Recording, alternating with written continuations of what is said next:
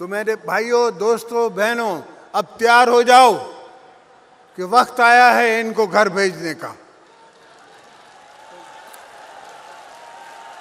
उसके अलावा कोई तरीका नहीं है और इससे कोई फर्क नहीं पड़ता कि चाहे मैं जेल में हूं या मैं बाहर हूं, इनको पाकिस्तान पीपल्स पार्टी निकाल के रहेगी। अब इनको हम टाइम नहीं दे सकते, वक्त नहीं दे सकते। ये मुल्क का खाना खराब कर रहे हैं। ये हम मुल्क के खातिर ये जिहाद करेंगे, ये मुल्क के लिए होगा। मुल्क के लिए होगा कि हम इनके खिलाफ जाके इनको इस अवानों से निकालेंगे। ये नहीं होगा कि जिस तरह ये आए थे और कंटेनर पे बैठ के शाम को घर जाते थे और सुबह को वापस आ जाते थे। हम रोडों पर ही लेटे रहेंगे, बिस्तरों में वहीं बैठे रहेंगे, इनको निकाल के फिर वापस आएंगे।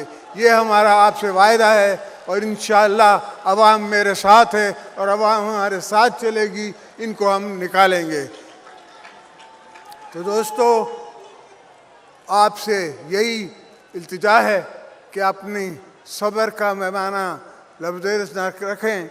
आप थोड़ी सब्र करें, तो बहुत जल्द हम ये ऐलान करेंगे और बहुत जल्द ये हम मूवमेंट चलाएंगे इसको निकालने की।